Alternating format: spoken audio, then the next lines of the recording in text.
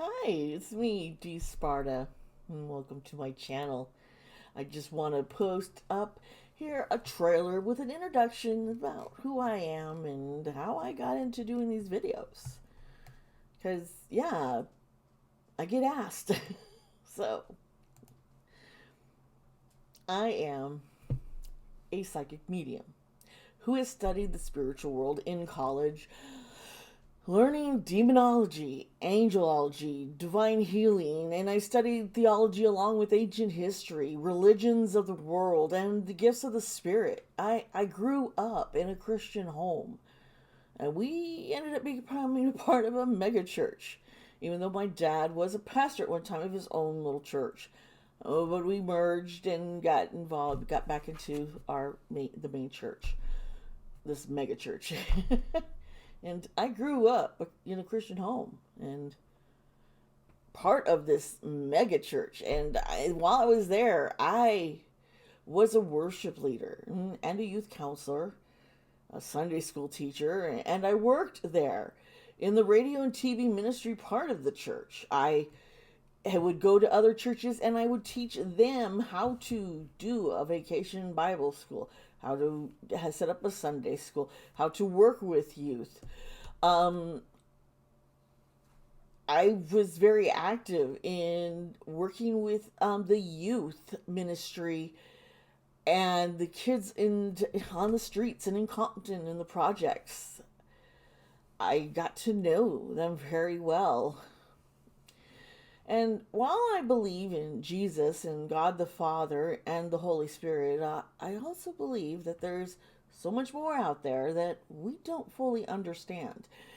Now, I remember in my studies in seminary being taught that God, our Creator, has revealed themselves all over the world, but they did so in a way that the people could understand them. Now, we are all over the world. We have different cultures, we different climates have, and different plants. It's so we have developed our own different kind of system in our culture and languages and how we communicate and what are our values. And so our creator is like, will come to people in a way that they can understand them and relate.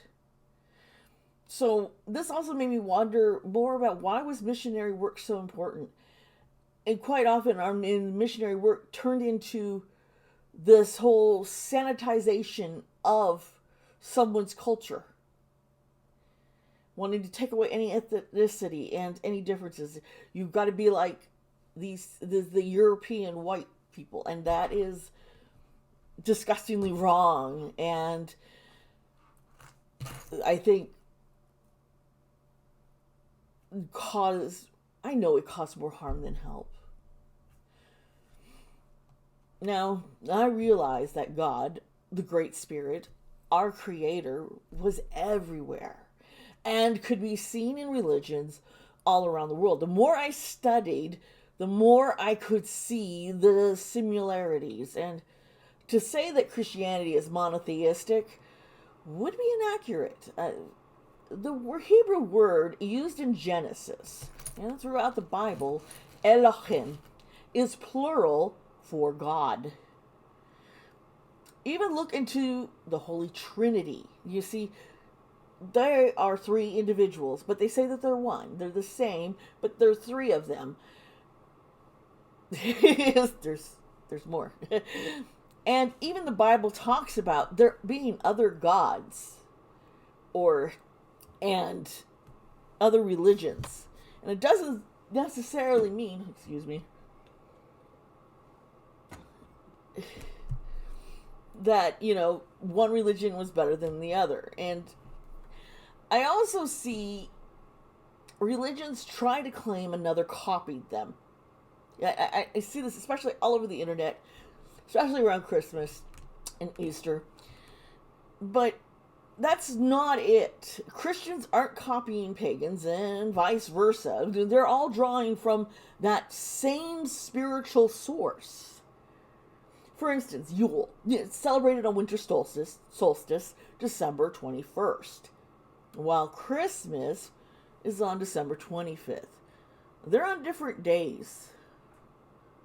Since they're similar holidays that occur nearby each other, people assume one must have copied the other. And no, it's just a very divine coincidence.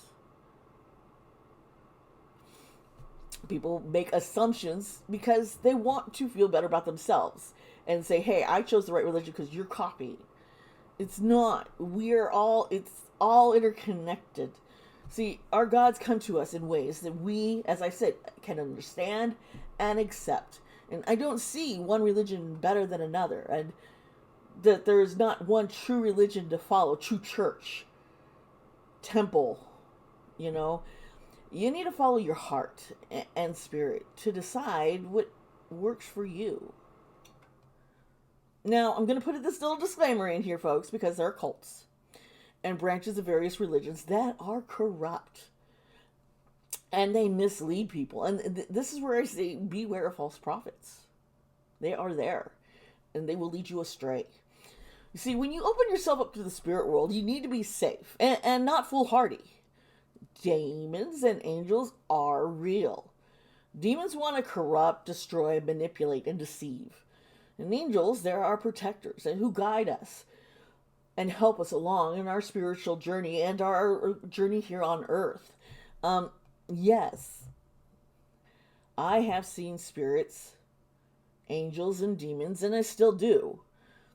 Well, I once even had a vision of Jesus before me.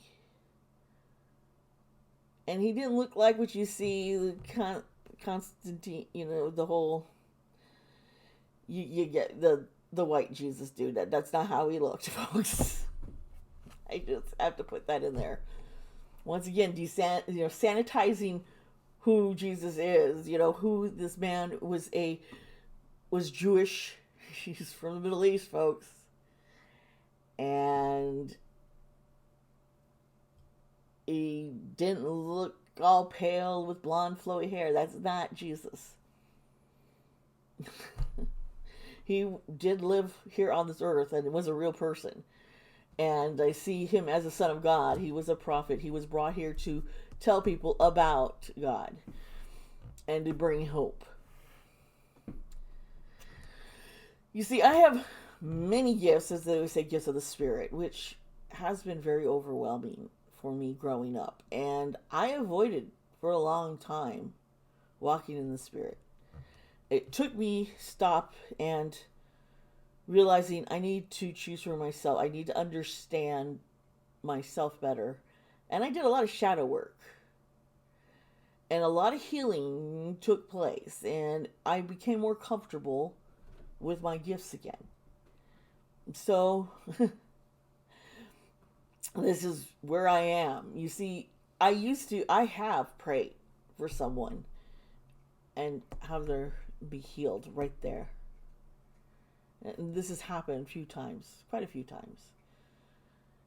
And I have faced people with demonic attachment to them, or even demonic possession. They're different. And I performed a deliverance on these people. Yes, that is what is similar. This is in the church. I was in a Pentecostal Foursquare, non-denominational church, mega church here, folks. But the deliverance is very similar to the Catholic exorcism. Yeah, you don't need to go and get approval from the Vatican or someone to perform these things. It says if you're confronted with it, you deal with it, kind of thing here, folks. I have witnessed miracles, big and small, and even as a young child, only about 4 or 5 is when I first started hearing, first learned about Jesus and prayed. And my parents brought me to a Toys R Us in Southern California, in the San Fernando Valley area, and which is LA, if you don't know. LA County, it's all there. Now, we looked at swing sets. They wanted to get me a swing set, and I was so excited. And there was one, whoa, that I saw. And it was white with green swirly stripes. It had a trapeze. It had a really cool slide. It had 2 swings. It had the teeter-totter swing. It had this little seats, little bench seats swing. I fell in love. And I wanted it. Fortunately, my parents wished that they could afford it, and they felt kind of bad, but so they showed me this other swing set. It was a little red swing set. It was just had a couple swings. I don't even remember if it had a slide. I know it didn't have a trapeze or anything. It was very basic, simple swing set. And gosh, I could just see in their eyes that it was important to them that I liked the alternative, that I'd be okay with this. And of course I would be. I'd appreciate whatever I got. And I wanted them to know that. So I was like, yes, the red one is fine. We can get the red one. Even though I still wanted that green and white one. So what did I do? I prayed. And I said, to get that, instead of the red one showing up, I really prayed and wanted to believe that the green and white one was going to show up when it was delivered. I firmly believed this. And my parents, they were worried and concerned about their little Dee Dee here. I went by Dee Dee back then. Little Dee Dee here is all, it's going to happen. I prayed, and they just could not fathom or believe that this would actually happen. And their worry about how I would be let down and hurt and how this could affect my faith by not getting the swing set, it weighed on them. And I know, but I kept reassuring them that I would get it. I knew in my heart that this prayer was answered with a yes. Now we're going to talk about answering with a prayer. Answering prayers. You see, it's not what you prayed for or try to manifest if you don't get it. It is being ignored and going unanswered. And the answer is right there, folks. It's right there in front of you. It's no, or not right now. Now's not the time. Be patient. And those kind of answers are not what we always want to really hear. Am I right? It's like, why is things taking so slow? I want this now. I believe in this. I want to see this happen, but you just have to wait. Anyways, about the swing set. It arrived at our home about 3 days later, and I was so excited. And my parents were worried that I got my hopes up too high. Well, when we opened up the box, it came in. There was a notice. Oh, yes. Apologizing for the inconvenience. That the item that they had ordered was out of stock. So they sent us a different swing set at no extra cost. Oh, yes.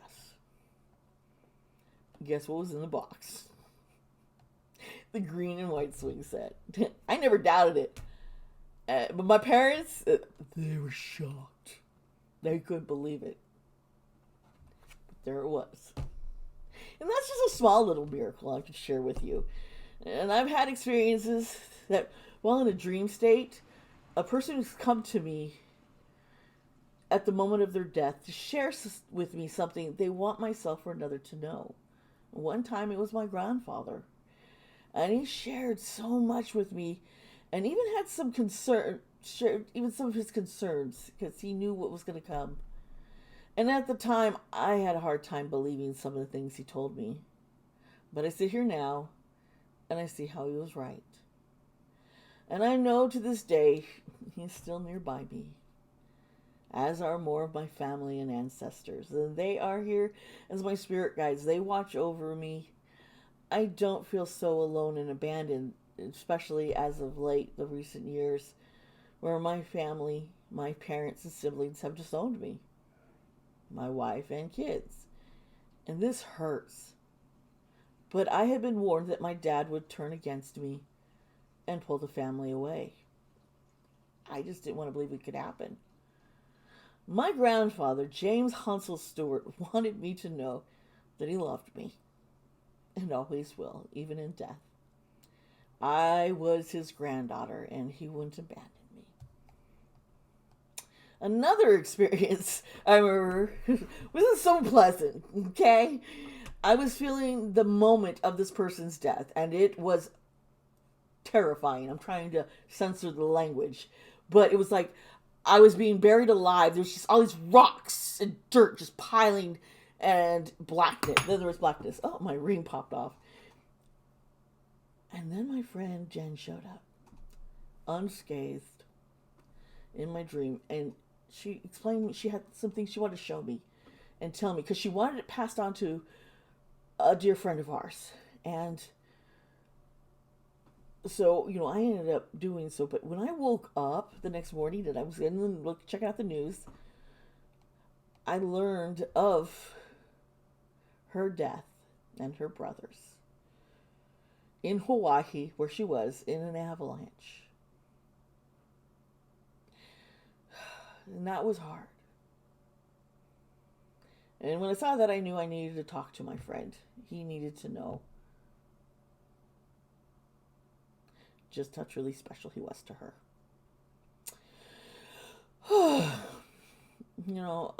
I've always wanted to help people and be a source of encouragement. And I'm a little quirky. There's things that I like that some people go, ooh.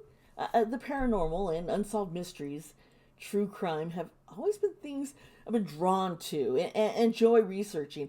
I love mystery books. I used to read lots of mystery novels growing up. I love and historical novels because I love history. And I love to study and learn new things. And I also like to go beneath the surface to learn even more.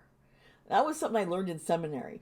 Just because you learn something here in Sunday school church, there's a lot more to it, and things that they're not covering and teaching, and changes your perspective a lot. So I've always learned, go down. You need context of the situation. Context. Don't take things out of context, folks. That happens so much. And that's a problem I see with a lot of these Christian denominations, taking the Bible out of context.